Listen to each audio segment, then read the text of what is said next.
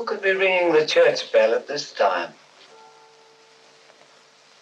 Maybe it ain't an ooh, Father. Maybe it's an it. And maybe it's tolling the bell. Oh, there's no such things as ghosts and monsters. Haven't I made that clear to you? Something tore the throats out of Charlie Rousseau's sheep, and that something didn't leave any tracks. Andy Trent here saw a weird glow moving across the marshes last night, and this morning he found 2 of his sheep dead. Their throats torn open. Maybe the same thing that killed Andy's sheep is tolling the bell. I was on my way just now to deliver a special letter at Penrose Manor when a strange light appeared on the road before me, then moved quickly across the marshes and faded into the mist. I turned the cart around and hurried back here. It's not real. First the light, and now the bell. There's a very sound and logical reason for the bell tolling at this time, and I'm going to find out what it is. You can drive me to the church pots. The letter can wait. No hurry. Nothing will harm you if you're with the priest. Is that true, Father? What you need is more faith and less imagination. Come along.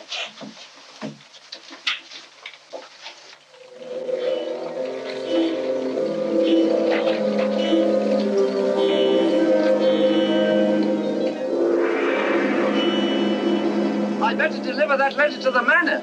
I'm sure it's important.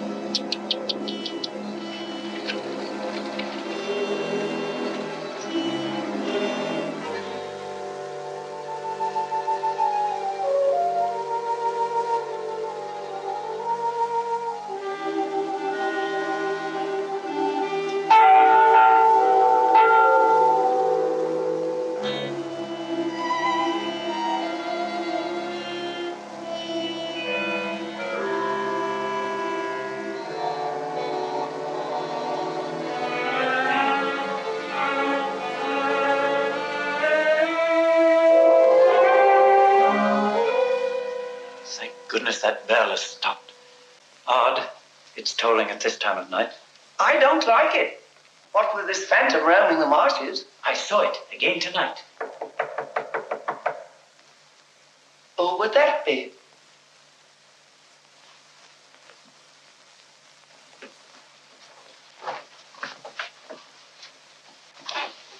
Where's Lord Penrose? He's gone to Quebec. Get him on the phone immediately. What's happened, Father? Lady Penrose, dead, clutching the bell rope, calling for help. It was dreadful. Her ladyship. Call Sergeant Thompson at the police station. Ask him to come to the church immediately. Come with me, Potts. I need you. Yes, Father.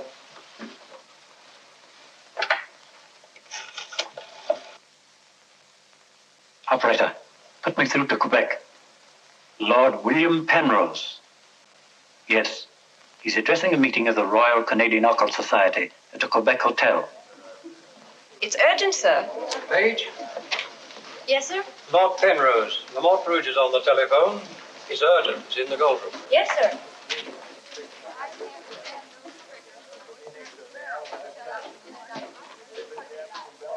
Gentlemen, as you know, the greatest obstacle in proving the authenticity of the occult lies in finding facts. However, if the facts are there, even the most hardened skeptic, provided he has an open mind, must finally acknowledge the actual existence of the supernatural.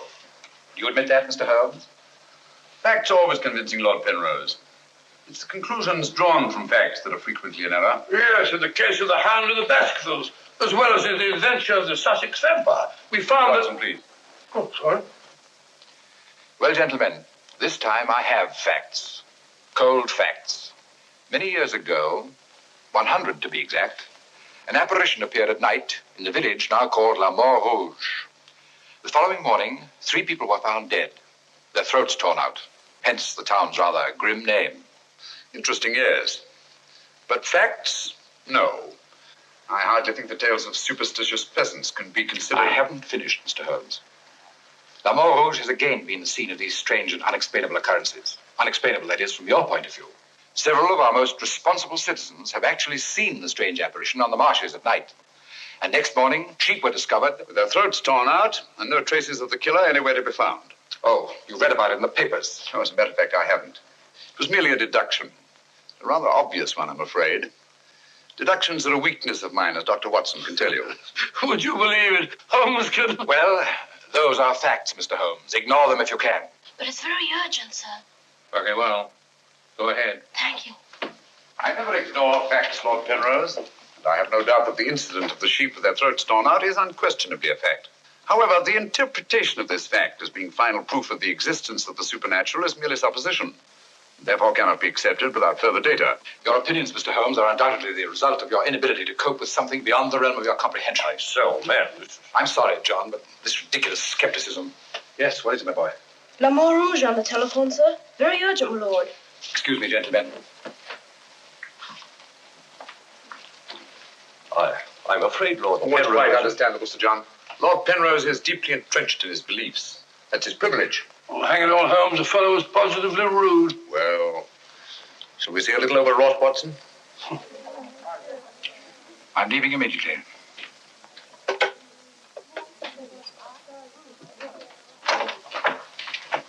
Order my card, Watson. Hurry. Yes, sir?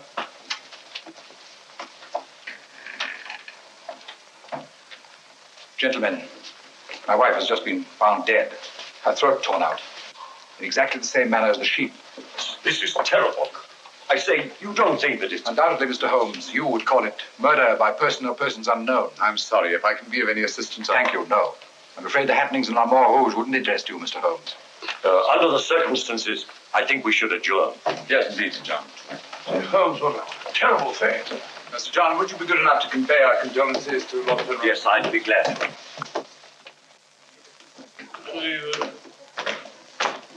Can't we get something to eat before we leave? You don't often get food like you do here. Don't you ever think of anything else besides your stomach? No, not often. I gotta get a paper. Morning. Good morning, sir. I imagine you'll be glad to get back to London, Mr. Holmes. Yes, indeed. Oh, by the way, there's a letter for you, sir. Thank you. Oh, here's something about Lady Penrose. She was found in the church with her throat horribly cut. Evidently dragged herself from the marshes nearby and tried to summon help with a bell rope. What's it? What is it, Holmes? Listen to this, Watson. Huh? My dear Mr. Holmes, I've every reason to believe my life is in danger. Yet, if you were to ask me how I know, I couldn't give you a logical answer. There is nothing tangible, yet like a terrible premonition, it is all so frightfully real. I heard of your being in Quebec, and I'm turning to you, a stranger, and asking your help in the frantic hope that you'll not fail me. Oh, who's it from? It's signed Lillian Penrose. Lady Penrose? A letter from the dead woman? Oh, what's it mean, Holmes? I should say that Lady Penrose lived in fear of her life. Some secret hidden in her past, in all probability. Oh, perhaps it isn't as simple as that. What if Penrose is right? I'm glad we're going back to London. Things like that can't happen in Baker Street. More's the pity, Watson. Huh? Do you know a village by the name of La Mort Rouge?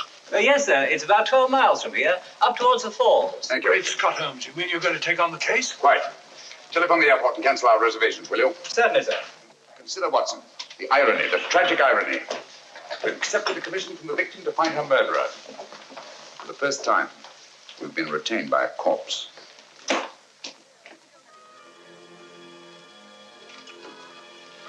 Doesn't seem to be a bell.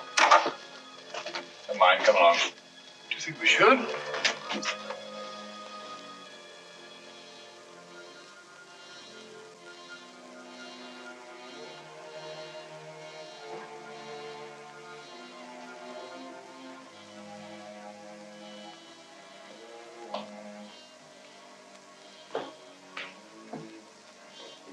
What a cold, cheerless-looking room.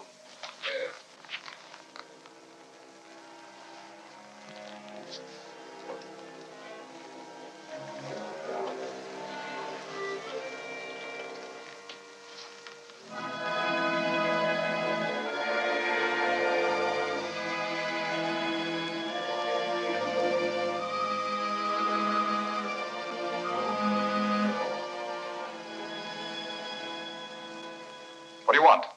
Who are you? Mr. Sherlock Holmes. I apologize for this intrusion. Would you mind, gentlemen?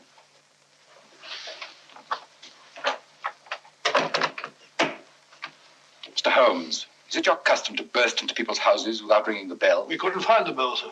If you've come here to use the death of my wife to prove your theories, I must ask you to leave. Penrose, I received this letter from Lady Penrose this morning.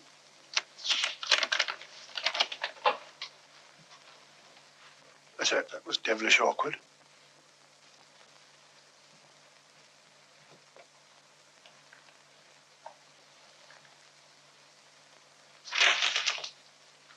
I'm afraid you're a little late, Mr. Holmes. My wife's dead. And I've come here to find her murderer. You might have saved yourself the trouble. I'm convinced that the solution of this horrible deed lies in an understanding of psychic phenomena. Although I don't expect you to admit that, Mr. Holmes. I assure you, Penrose, I neither believe nor disbelieve in anything, including psychic phenomena. If I could just see Lady Penrose, it might help dispel much of the mystery that surrounds these happenings in the Montrouge. Drake! Why don't you answer the blasted thing?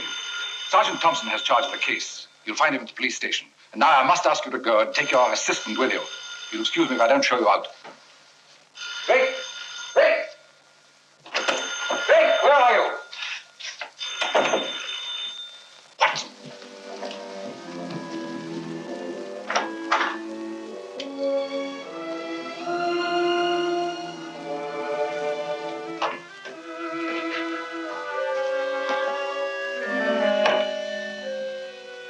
Holmes, I've seen it before. Right, Watson, you have.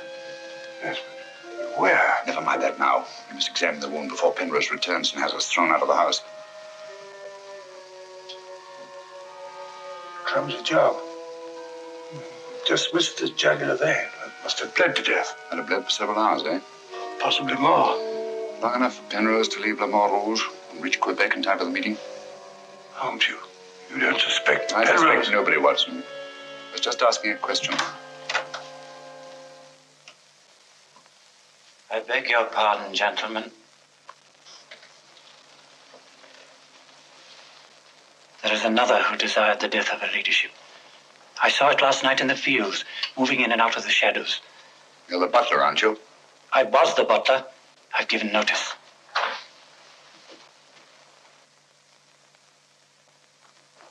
Drake! Get out. Get out of this.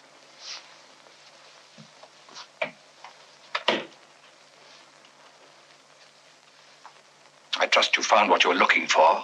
Two things have been made clear to me, Penrose. That your wife was murdered and that she's Lillian Gentry. Lillian Gentry? Will you leave, or must I call the police? That will not be necessary. We're on our way to the police station now. The wounds found on Lady Penrose's throat are identical with those found on the throats of the dead sheep. Now, I'm not a superstitious man, Mr. Holmes, but I don't know of any weapon capable of inflicting such wounds, except an animal's claw. Of course, it could be done by a five-pronged garden weeder. Not that garden weeder, Mr. Holmes, that's mine. I use it to weed the garden at the back of the jail. I'm inclined to agree with the Sergeant, Holmes. A weapon such as that would have severed the jugular vein, and death would have followed immediately. Lady Penrose lived long enough to drag herself to the church and toll the bell in a frantic effort to call for help. Yes, I know all about that.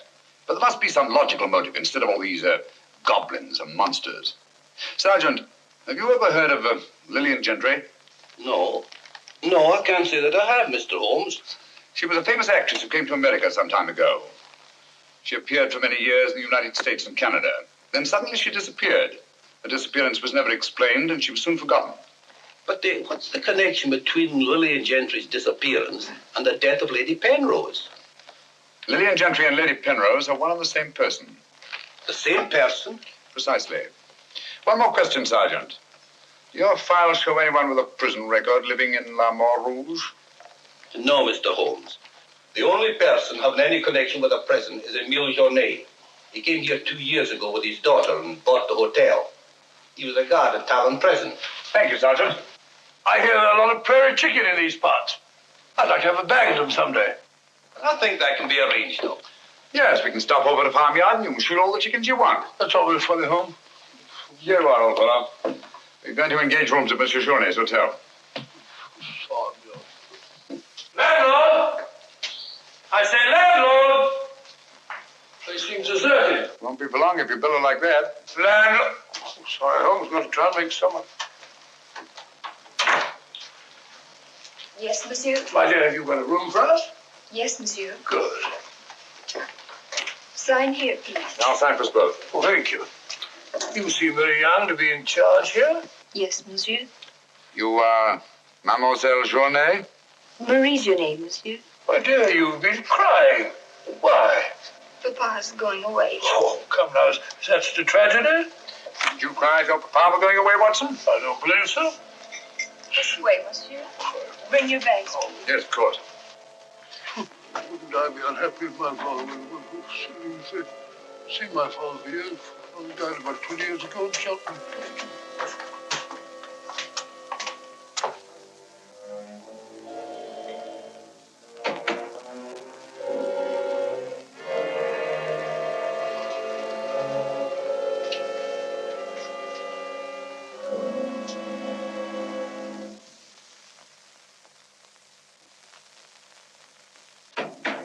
Some talk of Alexander, some of Hercules, of Hector and Lysander, such like names as these.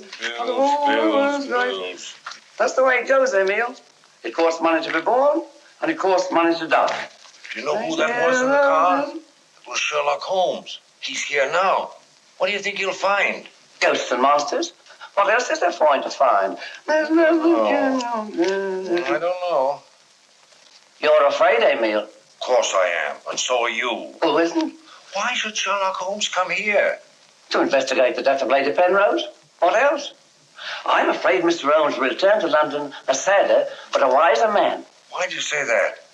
Well, you can't arrest ghosts and monsters, can you now? Well, I'm on my way. The mail must be delivered. Some talk of Hercules, some of Hercules. That's better. This room gives me the creeps. It is very seldom used, monsieur.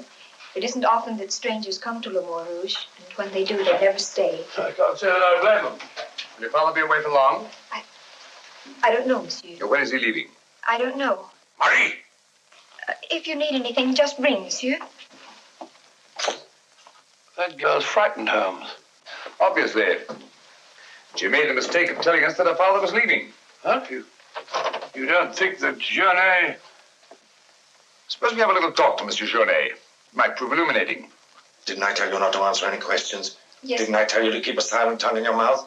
Yes, Papa. So you told them I was going away? Yes, Papa. That'll teach you to keep your mouth shut. Monsieur Journay, just why are you leaving La Mort Rouge at this particular time? I'm not leaving.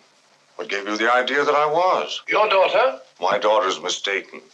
I merely said that I would like to go away. I've just been teaching her the difference. Yes, so I observed. I can't say that I approve of your method, sir. I'll ask you to mind your own business. Run along, dear. Oh, there, my dear.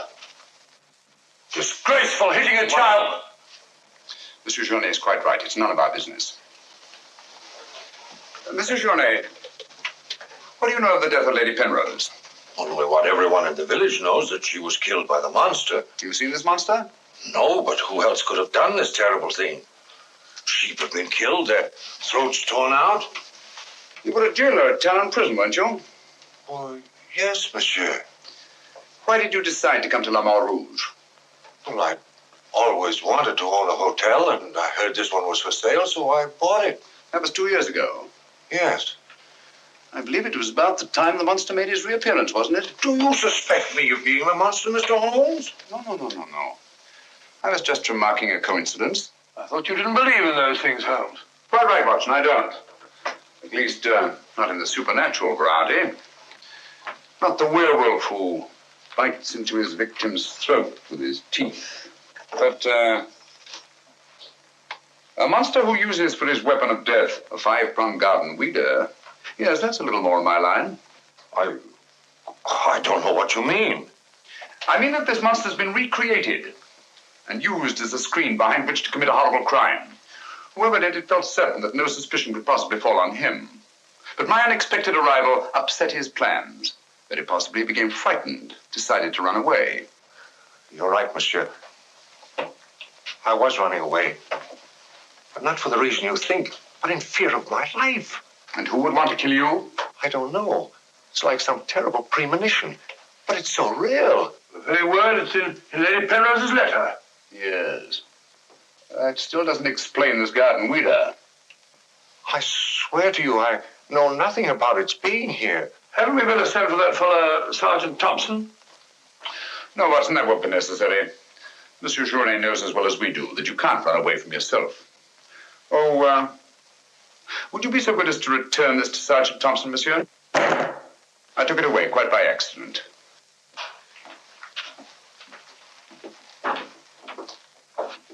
Monsieur Journet knows as well as we do. You can't run away from yourself. This fellow Journet seems a very frightened chap. Do you think he'd have any connection with Lady Penrose's murder? Time will tell us many things, Watson. And now, my dear fellow, there's something you can do for me, if you will. Anything, Holmes? I knew I could rely on you. I want you to mingle with the people in the cafe tonight. Find out all you can and keep a particularly sharp eye on Journet. But you sort of take over the case. That's right, old boy. I want to get a good night's rest before starting out again in the morning. Oh, and incidentally, make yourself as inconspicuous as possible, will you? Inconspicuous?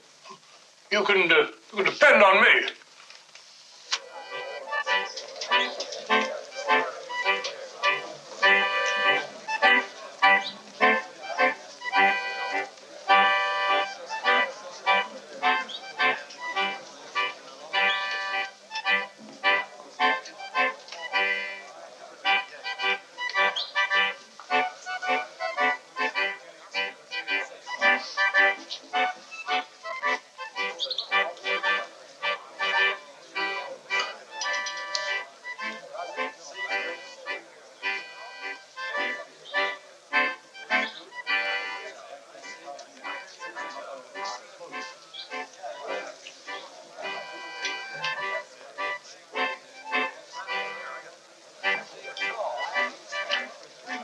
Thank you, my dear. I'm glad to see that the tears are all gone. Are you feeling better? Thanks to you and Mr. Holmes, Papa's not going away. Not going away? Oh, good.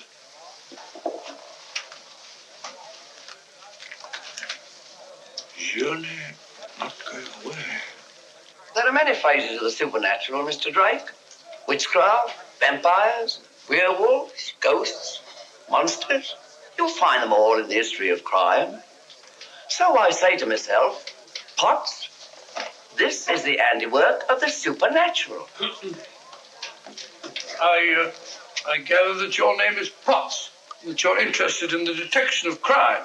Allow me to introduce myself. My name's Watson, Dr. Watson of 221B Baker Street, London, England. How do you do, sir? Here's the crime. Bigger and better crime. I deduce, my good man, that you're somewhat drunk. No. Sharp he is. Sharp as a tack. And just as flat-headed. You might also deduce that I'm leaving this place. Getting out. As soon as the bus I'm waiting for hoots its hooter. I believe they say honks its hooter in these parts. Hoots to me, honk to you. Hoot, hoot. My dear fellow, I don't care two hoots whether it's hoot or honk. Oh, that's my bus, gentlemen. I just heard it hoot its hooter distinctly. If you solve this case, let me know. Personally, I'm betting on the monster. You take my advice, Patsy. Get out of this place before they find you with your throat cut.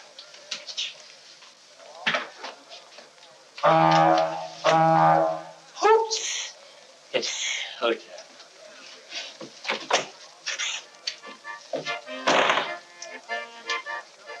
Nervous? Well, the thought of having your throat torn out by some monster isn't likely to make you very gay, Dr. Watson. Indeed. Some of Monsieur Journet's excellent wine will soon remedy that. Marie, would you bring a bottle of this excellent wine for my friend here? Yes, monsieur. Mr. Potts, as a student of the occult, supposing you give me your theory of this murder. You like this wine? Oh, but Dr. Watson, I never drink anything stronger than milk. Teetotaler? No, hiccups. Every time I drink alcohol, I have hiccups. Sorry.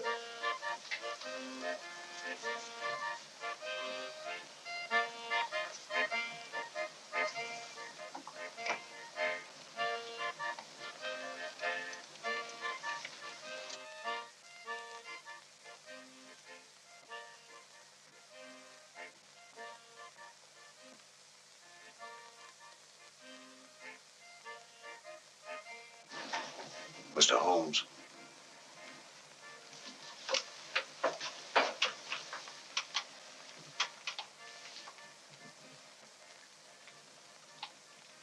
Mr. Holmes.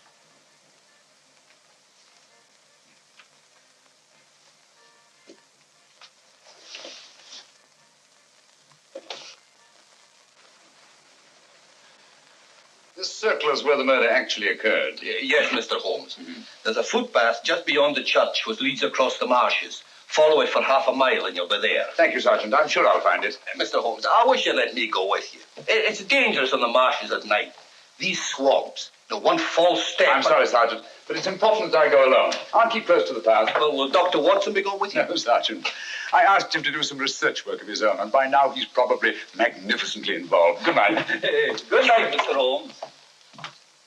But according to your theory, Dr. Watson, everyone in the village is under suspicion. Pardon me. It's quite all right. Oh, thank you. Murder is a very interesting study, gentlemen. I well recall a short story by that brilliant author, G.K. Chesterton, in which the murder is committed by a postman. I refer, of course, to The Invisible Man, a brilliant bit of deduction on the part of Father Brown.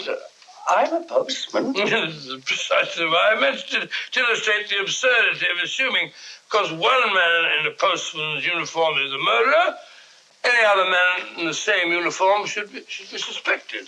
Thanks. Had me worried for a minute. Oh, filthy, flabbed it up.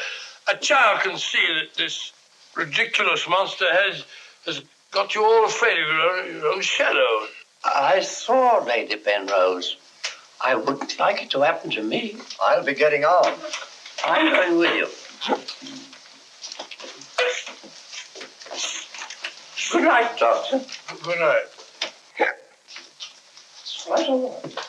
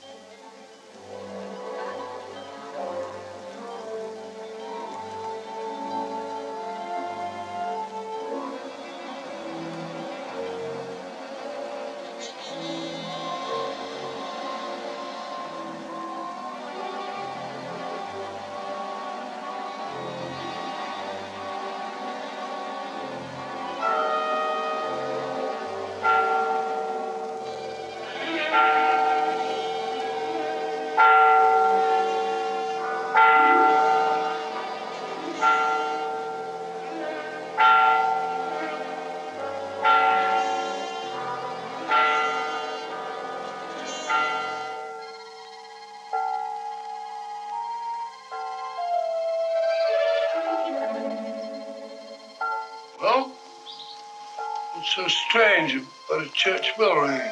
It rang the same time last night.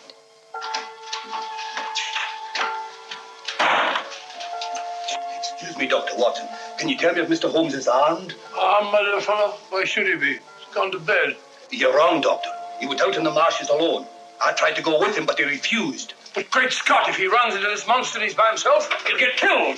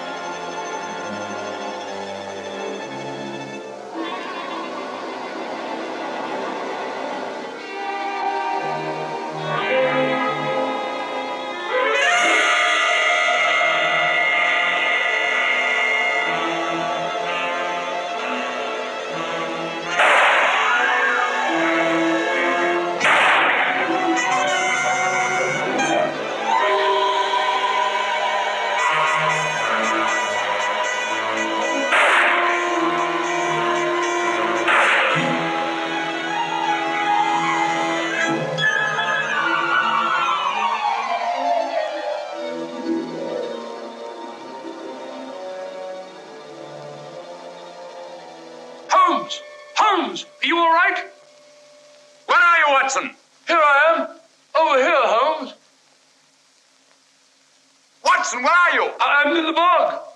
Oh, good gracious. Come here. Your instructions were to mingle with the people and stay in the cafe. Sergeant Thompson said you were out here alone, so I thought you might need help. Yes, so you proceeded to fall in the bog, eh? Fall? I was pushed into the blasted thing. Pushed by the most ghastly apparition. Came at me like a roaring furnace, with spitting fire in all directions. Before I could get my revolver, the thing was upon me. The next thing I knew, I was in the bog. Are you all right, Mr. Holmes? I heard shots. Yes, I'm all right, but Dr. Watson here seems to have encountered the monster. He has? Come on, old fella. We'd better get you out of these wet clothes and into a hot tub before you catch a deadly cold.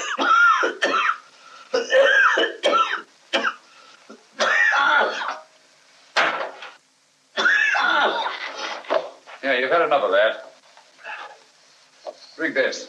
You'll be as fit as a fiddle in the morning. Well, you had such a bad time. I got a right to share your dangers. Thanks, old fellow. You know, I wasn't sure the villagers weren't right. And if it did turn out to be some sort of supernatural monster, well, why should I involve you? Rubbish. However, I did learn something. I can now state positively that our antagonist is not a phantom. But the thing actually spat flames at me. All just a figment of your imagination. The murderer knew I was out on the marshes, and obviously wanted to frighten me. You frightened me, all right. How do you manage the flames? Merely clothing, treated with phosphorus. When the murderer fled, his shirt caught on a tree, and this piece of cloth was torn off. Come in. I'd like a few words with you, Mr. Holmes. I'll come directly to the point. Hello? What happened to your assistant? I'm not his assistant. If you must know, I was pushed into a boggy hole on the marsh. Pushed? By whom? I don't know. Spat fire at me. My good sir, in spite of Mr. Holmes's theories to the contrary, things have been seen and heard on those marshes that cannot be explained away by the use of logic. If I were you, I'd keep away from them. I'm not so sure. Holmes found... Penrose, for the first time in my long pursuit of crime, I confess that I find myself baffled. I'm a detective. I need tangible clues. And up to now, I admit I found none. And you won't. I advise you to leave La Mort Rouge. Tonight, you escaped with your life. Next time, you may not be so fortunate. Thank you for your considerate advice, Lord Penrose. Good night, sir. Excuse me. Oh, good night. I don't like this fellow, Holmes. Why do you think he came here? He wanted to find out if we discovered anything. He seemed very pleased when I told him we hadn't.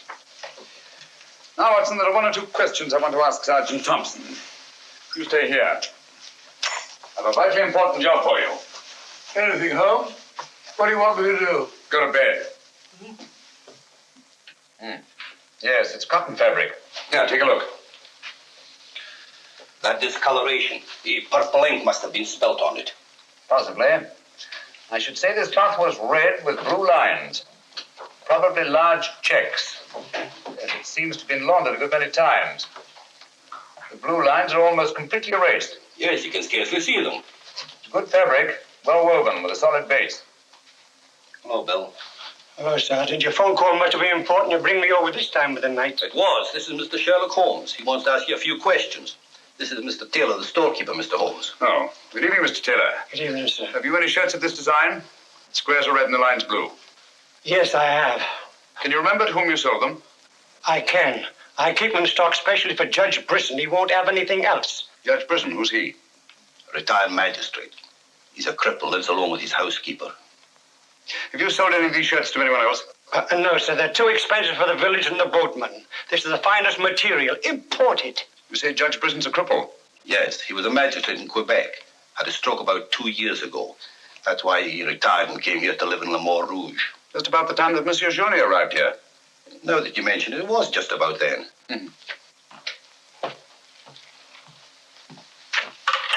Hello, operator? Give me Judge Brisson's home, will you? Thank you.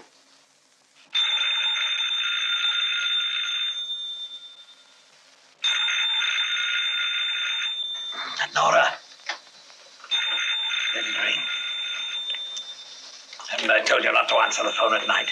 Yes, sir. Well, then obey my orders. Yes, sir.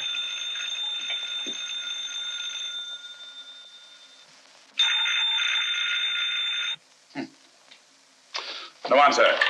Where do you live? On the Marsh Road. But I don't advise you to go there after dark, Mr. Holmes. The place is a fortress and guarded by a savage dog. I think Dr. Watson and I will have to pay Judge Brisson a visit in the morning. Good night, gentlemen. Good night, Mr. Holmes.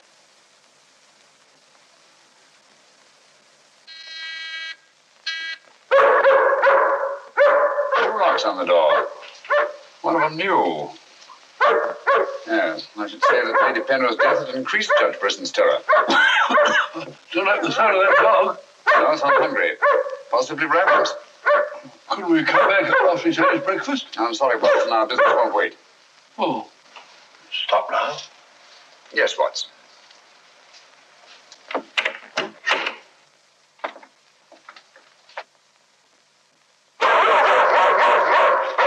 Good Friday. Good morning. Good Winnie. Who is it? Sherlock Holmes and Dr. Watson. I telephoned Judge Brisson we were coming. You can't come in. He's given orders no one is to be admitted. You wouldn't want Judge Brisson's death on your hands, would you?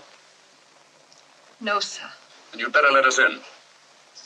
I'll probably lose my job for this. Not after we've talked to Judge Brisson. My good woman, you keep an eye on that dog. Oh, don't worry, Watson. You know as well as I do. The dog won't touch you if you're with its master or mistress. Well, you know it and I know it. We're quite sure the dog knows it. Good dog. Happy dog. Nice, Winnie. Good Winnie.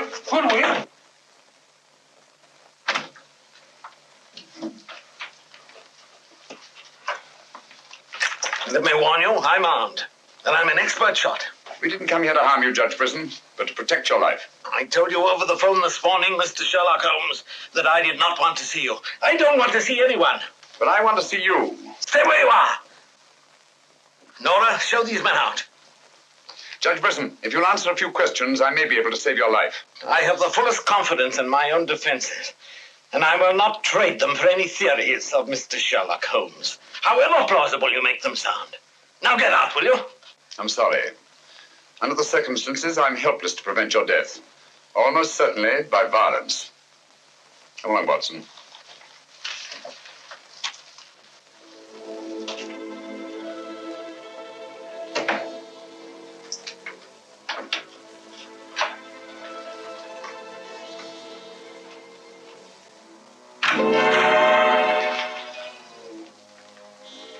Pardon me. May I trouble you with that envelope?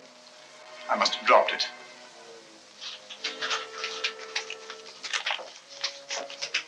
Thank you. You're a very clever man, Mr. Holmes. A crude device, Judge Brisson, but it's confirmed my suspicions that you're not the cripple you pretend to be. I'm sorry. But I'm frightened of everything and everybody. Why don't you sit down? You want to get shot, Holmes? Come in, Watson, and close the door. Sit down, old fellow. Judge Brisson has decided not to shoot us. Oh, very kind of him. Gentlemen, this fear is driving me mad. It's quite understandable. The whole village seems to be consumed with fear. But in your case, judging from your vicious dog, those barred windows, and that hunting rifle, it's not fear of the supernatural. Just what are you afraid of? Well, truthfully, Mr. Holmes, I don't know. And yet I feel its very presence. At times, I feel I can almost reach out and touch it. When I first came to La Rouge, I had a slight attack. It affected my legs, but, well, I've recovered. And you've continued the deception, using the wheelchair as an excuse for not going about the village. Well, you see, people would be more inclined to accept my hermit-like existence. Yes, naturally. Tell me, Judge Brisson, had you ever heard of Monsieur Journet before you arrived at La Rouge? No, I hadn't. How many of these shirts has your housekeeper purchased for you? Oh, 4 or 5. I'm not positive. You still have them?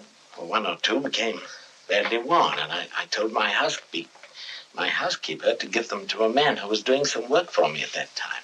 Can you describe him? No, I'm afraid I can't. That was about a year ago, you see, and, well, I didn't pay much attention to him. He worked in the garden. Could your housekeeper remember him? No, that was a different housekeeper then. She went to the United States. Try to remember, Judge Brisson. Your life may depend on it. I do remember one thing. He had a very slight limp. I used to watch him from that window as he walked across the lawn. Splendid. Continue your vigilance, Judge.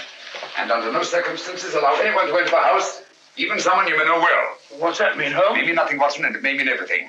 I'm quite sure that Sergeant Thompson will have observed a man with a limp in a village the size of La Mare Rouge.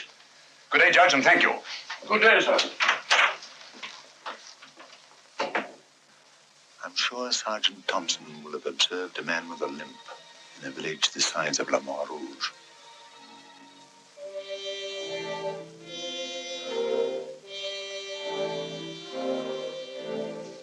This is what's left of the Delaport Hotel, Mr. Holmes. Dana sleeps here when he's in La Mare Rouge. Spooky old place. The villagers call it the ghost house. It's been deserted for years.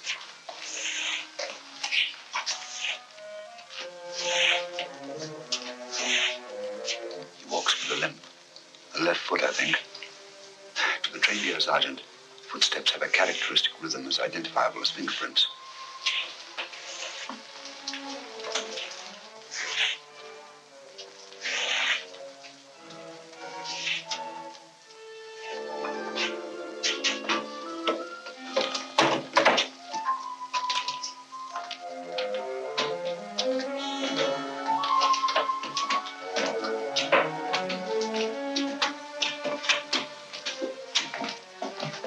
What do you want?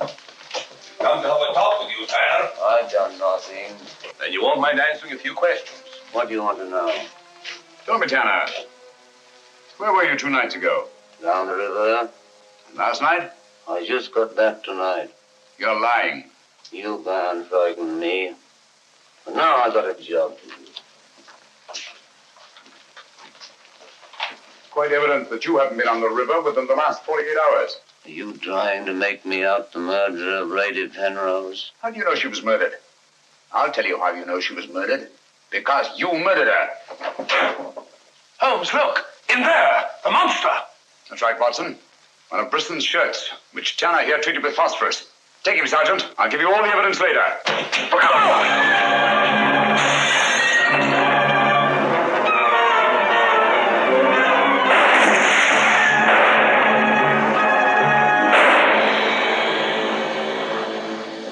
You going, Sergeant? I'm sure of it. Come on.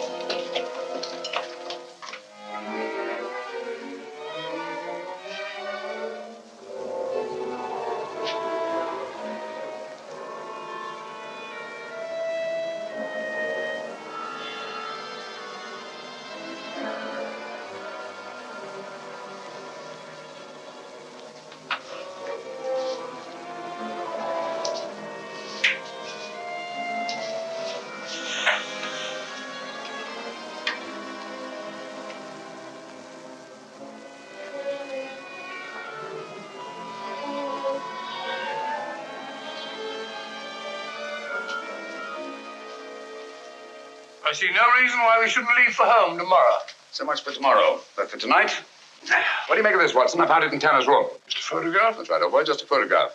You notice anything else about it?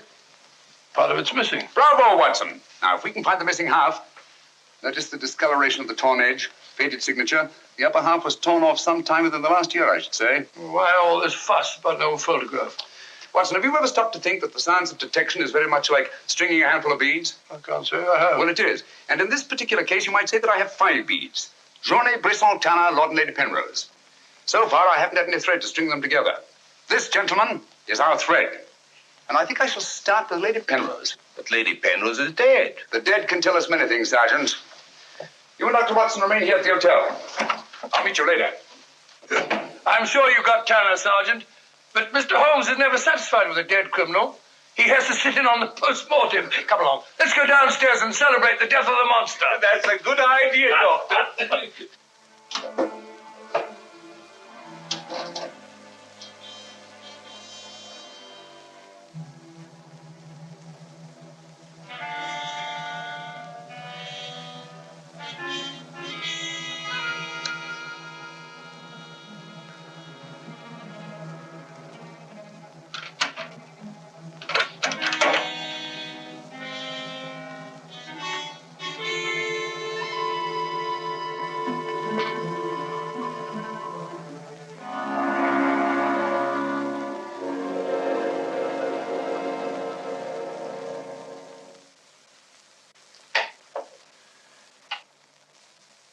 So the great Sherlock Holmes becomes a common thief. You realize, of course, that I might have shot you. I knew that you'd refuse to see me, so naturally I had to take that chance. Tell me, who is Alistair Ramson? What has he to do with your being here? Perhaps this will explain. Found the lower half in a room occupied by a boatman named Tanner. The upper half was in Lady Penrose's safety box. Alistair Ramson murdered a fellow actor in my wife's company. He was sentenced to life imprisonment. The whole thing was a great shock to her. So she retired from the stage and you married her shortly after? Yes. Where and when was this murder committed? In Quebec, 5 years ago. Ramson was shot 3 years later trying to escape from Talon prison. His body disappeared in the St. Lawrence. Was it ever recovered?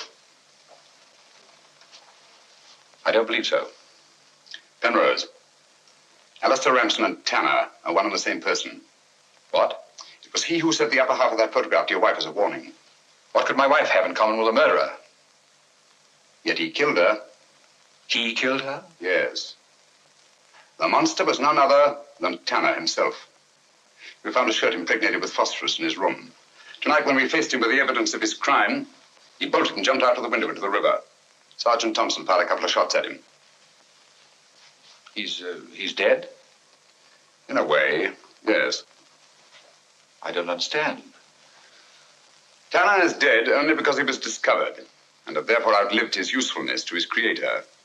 But I'm afraid that Alistair Ramson, the actor, who created and played the part of Tanner, is very much alive.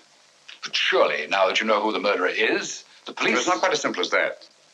During the time he's lived here, Ramson has undoubtedly established another character for himself, perhaps several others, who are by now familiar to the people of the town of Le Mans Rouge and quite above suspicion. He could be almost anyone in the village. He may even have been your butler, Drake. This is fantastic. Yes. Yet Lady Penrose's death is only the beginning. There's no saying where this madman will strike next. Tell me, is there anyone else in Le Mans Rouge who may have been connected in any way with the case of Alistair Ramson? Judge Brisson was the magistrate who tried and sentenced him.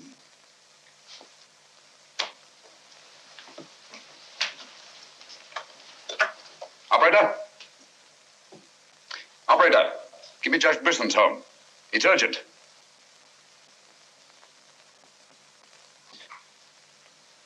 Judge Brisson, this is Sherlock Holmes. Oh, yes, Mr. Holmes. Oh, I'm quite all right, thank you. I've chained up the dog, as you asked. As I asked? I haven't telephoned you before.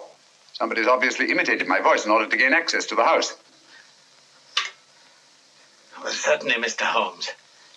I'll lock all the doors and await your arrival. Yes.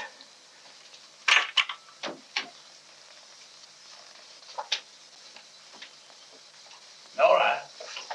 Nora! If I can be of any assistance, Mr. Holmes... Thank you, but I'm afraid... You think Judge Brisson's life's in danger? I only hope I'm in time to prevent a second murder.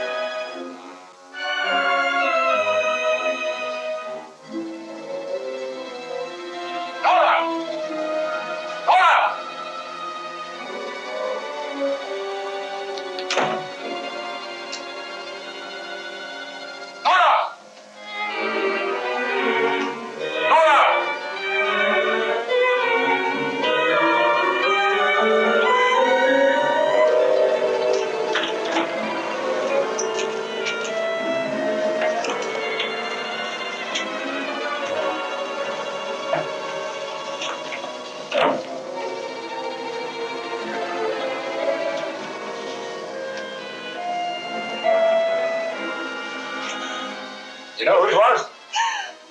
I don't know. I don't know.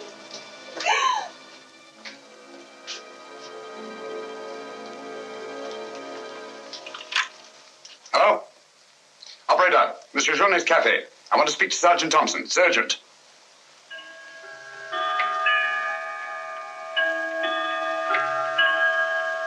Sergeant Thompson, this is Sherlock Holmes. I'm at Judge Brisson's. He's been murdered. Judge Brisson's been murdered.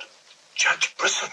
The murderer gained access to the house, gagged and bound the housekeeper, then disguised as Nora, murdered Judge Brisson. I'm returning to the old Jelapont Hotel on the chance that he'll go there to change his clothes and assume another disguise. Ask Dr. Watson to meet me there as quickly as he can, will you? You'd better come here at once and take charge. Right.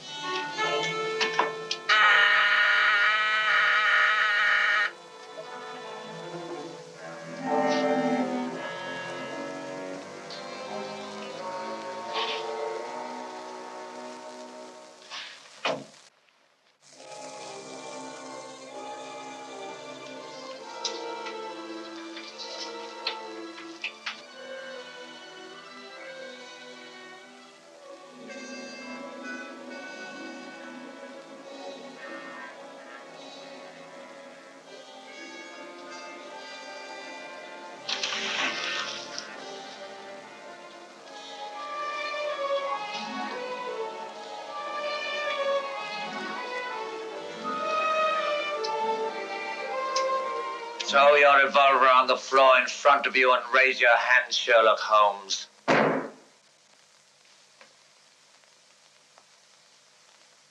I should have thought you would have felt more at home in the spotlight. I see you finally identified me. Jack Tanner and Nora the housekeeper were brilliant. You should really take a bow. It's too bad you appeared on the scene when you did, and I had to ring down the curtain on the monster.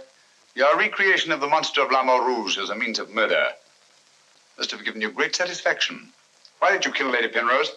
I see no reason why I shouldn't tell you. I couldn't bear the thought of another man possessing her. And Judge Brisson? During the trial, I grew to hate him. And when he sentenced me to prison, I vowed that someday I would escape and kill him. I see. Obviously, you planned still another murder. Otherwise, you'd have returned to the safety of your first disguise and defied me to find you. You're right. I am. There were 3 people in my life who had no right to live. 2 have already died. The 3rd remains. Tonight, I shall kill him. Mr. Holmes, I've always had the greatest admiration for your talents. Thank you. Your performance in this case has also been brilliant. So brilliant that I'm afraid I'm going to have to ring down the curtain on it a bit prematurely. Mr. Ramson, we are artists in our fashion, not creatures skulking in alleys. If our positions were reversed, I shouldn't think of sending you to your death. Lacking a few stray pieces of the puzzle? What do you want to know? The name of the 3rd person. I have no objection. If there is a hereafter, which I doubt, you and he will meet very soon, Mr. Holmes. The name of the 3rd person is...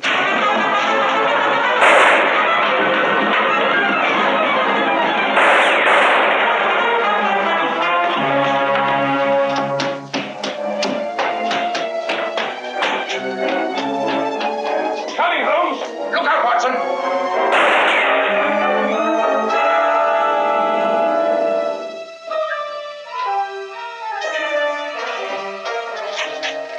All right, Watson. Where is he, Holmes? He's gone. Thank heavens you're safe. Thank heaven you came and you did. this, Watson. Got it.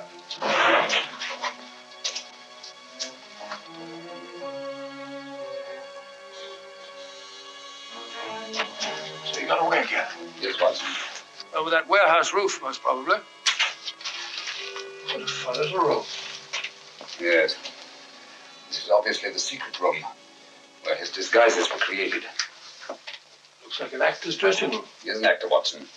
One of the finest acting talents of our time. Look at this. An order of the housekeeper. His name's Alistair Ransom. Alistair Ransom? Never heard of him. No, that's not important.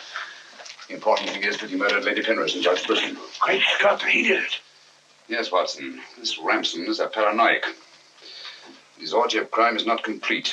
There's still another. I was just about to learn his name when you so conveniently fell down the stairs. Sorry, old chap. Needn't be, old boy. You saved my life. Look at this, Watson. Tanner. Tanner? Where do you think he'll strike next? Obviously, Journey is to be his third victim. Journey? Yes, Watson. As in the cases of Lady Penrose and Judge Brisson, Journey also felt his presence. But in each case, it was vague and unexplainable. Oh, what connection can he have with Judge Brisson or Lady Penrose? Journey was a guard at Talon Prison, where Alistair Ransom was confined. He's the third person against whom the murderer holds a grievance. Now he's disappeared.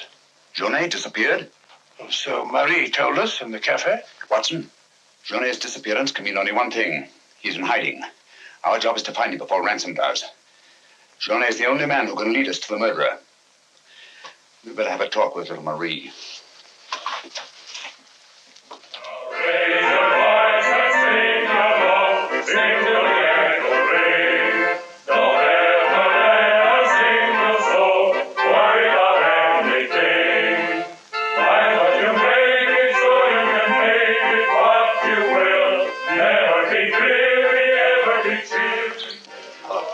Have you seen Marie?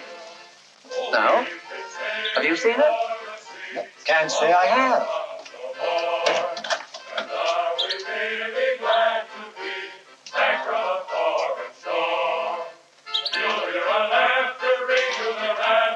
Marie? Watson.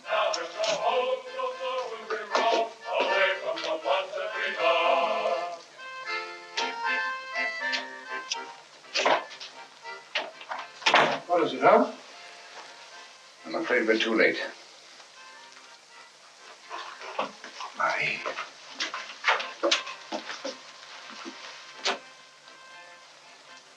Don't touch anything, Watson. Murdered in exactly the same way as Judge Brisson and Lady Penrose. Poor innocent little child. I should have prevented this. Nonsense, my dear chap. You did everything possible. How on earth could you have prevented it? The child's death is a tragedy, of course. I see exactly what happened.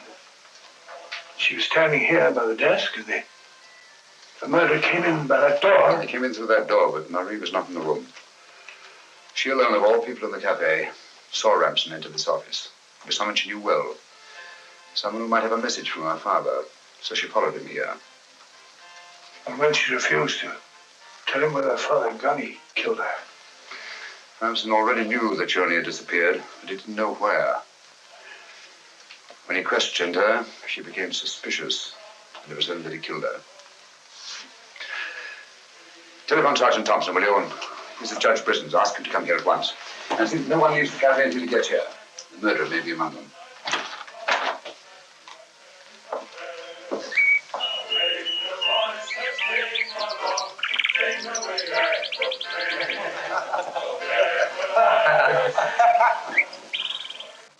What could have happened to Holmes? He's been away all day. It's very unfair of him keeping me in suspense like this. He knows how worried I become. He continues to do it, and do you know why? He actually enjoys making me miserable. Half a mo.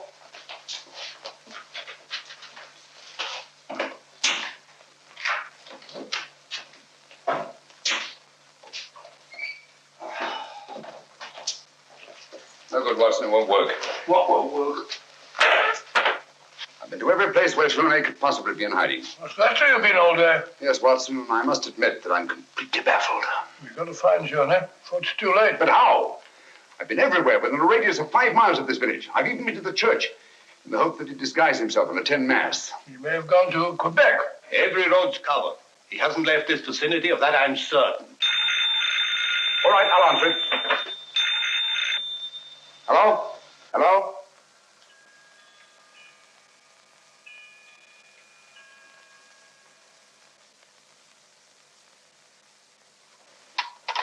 Who was it, Holmes? Watson, get your hat and coat. You're very rude, Holmes. You leave me all day long with that very dull inspector. I ask you a perfect polite question, and all you say is, Watson, get your hat and coat. We're going to find Journey. Sergeant, you wait here till I call. Watson, do this. Watson, do that. Watson, get your hat and coat. Watson, take it out. Watson, Brisson's house. Watson, this, Watson. It's my opinion that Judge Brisson's house is the last place that you'll find Journey. Put yourself in Journey's position, Watson. Where's the most likely place that Ramson would look for you?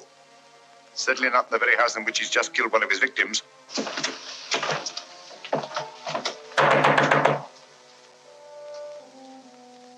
Journey! Journey! It's Sherlock Holmes and Dr. Watson. We are here to help you. I don't like the look of it, Holmes.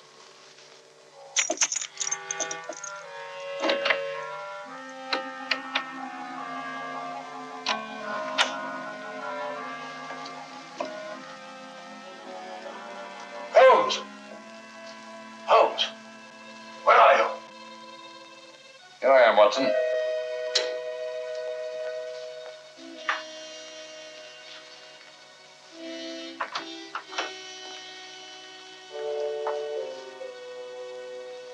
Johnny!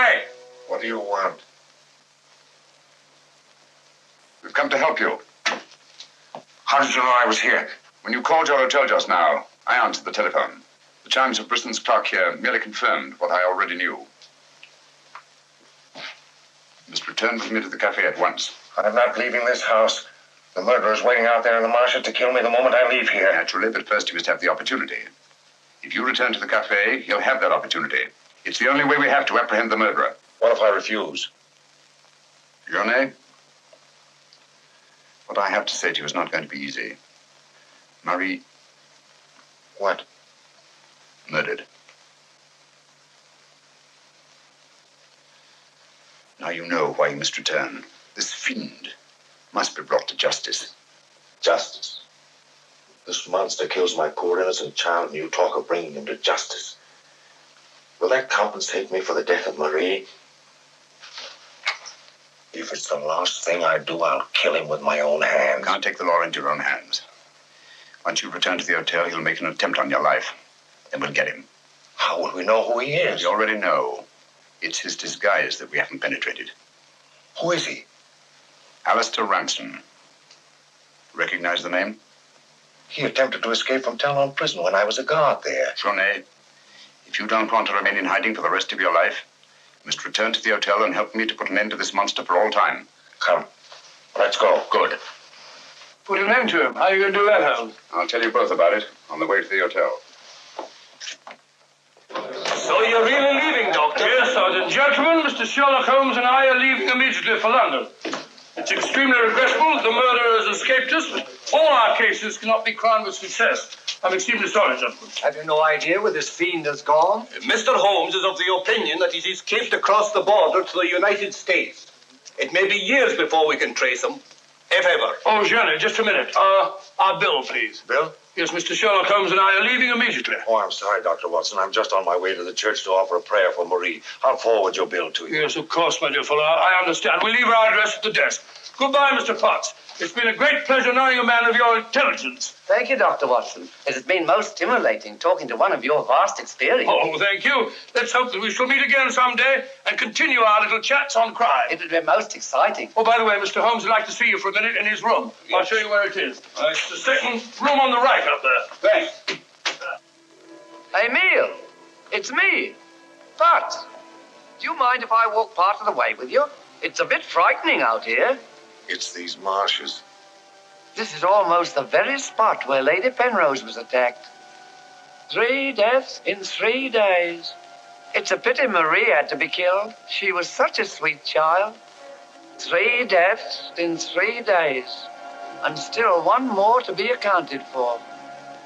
You were frightened, Amy. It's strange to see you showing fear. The man I hated at Talon Prison.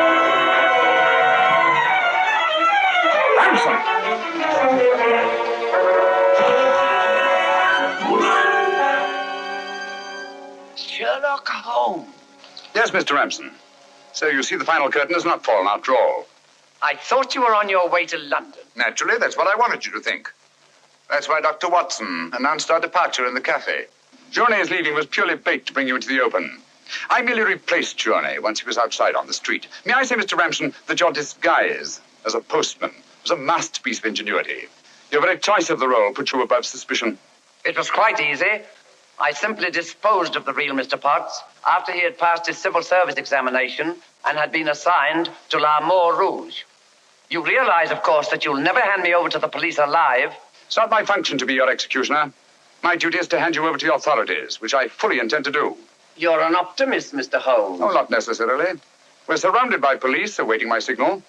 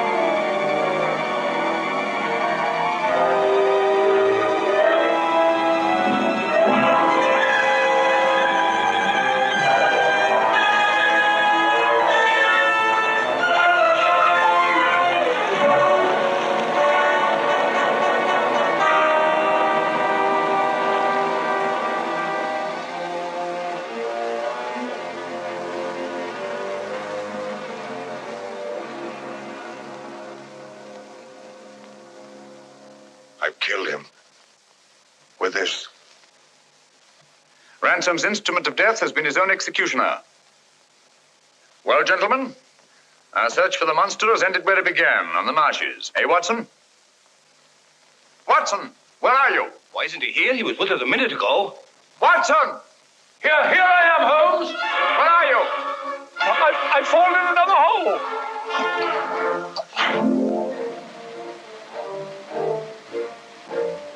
I should like to have seen a bit more of Canada before we sailed, Holmes. So should I, Watson. Canada. Linchpin of the English-speaking world, whose relations of friendly intimacy with the United States on the one hand, and their unswerving fidelity to the British Commonwealth and the motherland on the other. Canada. The link that joins together these great branches of the human family. Churchill say that?